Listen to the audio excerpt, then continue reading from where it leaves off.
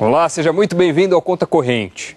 Uma polêmica que pode mexer diretamente com o seu bolso. No ano passado, o Supremo Tribunal Federal abriu um precedente para que muitos brasileiros entrassem na justiça cobrando a correção do FGTS para repor as perdas acumuladas com a inflação.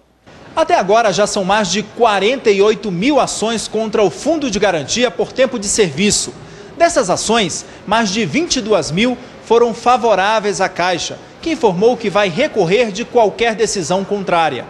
De acordo com a Caixa Econômica Federal, que administra as contas do FGTS, o valor do fundo só pode ser reajustado com base no índice da taxa de referência, o que está previsto em lei. E a Caixa não pode usar outros índices de remuneração, sob pena de ser responsabilizada. Muita gente decidiu entrar na Justiça depois de uma decisão do Supremo Tribunal Federal de março do ano passado.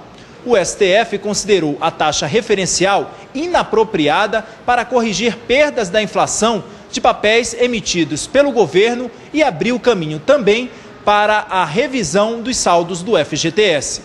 De Brasília, Kenzo Matida para o Conta Corrente. Para entender essa história direito, vamos ver alguns números no telão.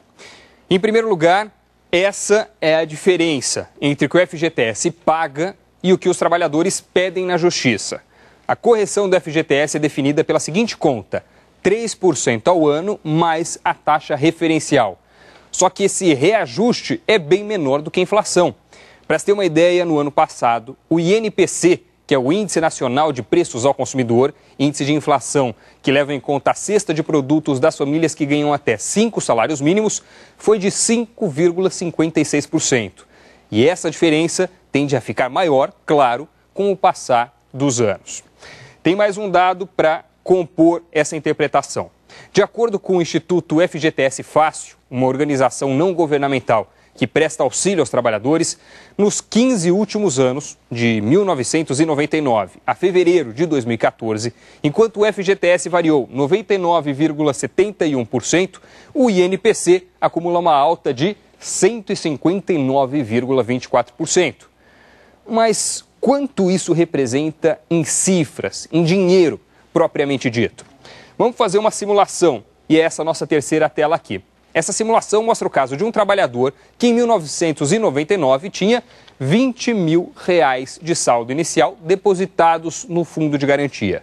Passados 15 anos, hoje ele tem à disposição, em caso de demissão, R$ 39.943,60.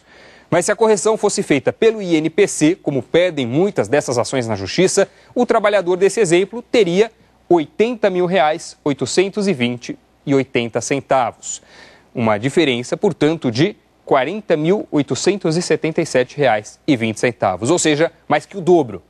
Ainda segundo o Instituto FGTS Fácil, por causa dessa diferença, só nesse comecinho de ano deixaram de ser depositados no fundo cerca de 6 bilhões e 800 milhões de reais. Na opinião do advogado Fernando Zilvetti, especialista na área tributária, caso os pedidos de correção monetária do FGTS sejam concedidos, haverá um impacto significativo sobre o sistema financeiro de habitação. Nessa decisão, ele tem que olhar dois valores, o valor individual e o valor coletivo. O valor individual, o direito de cada trabalhador à correção monetária. E o direito coletivo, ele tem que levar em consideração o sistema financeiro da habitação, o sistema que suporta o Fundo de Garantia, e o próprio Fundo de Garantia, para decidir que, se ele dá o direito a todos os trabalhadores que tiveram prejuízo, ele pode colocar em risco e colocará em risco o Fundo de Garantia. E se ele colocar em risco o Fundo de Garantia não suportar esse impacto da correção dos depósitos fundiários, ele simplesmente entra em default, quebra o sistema e quebra o sistema financeiro da habitação.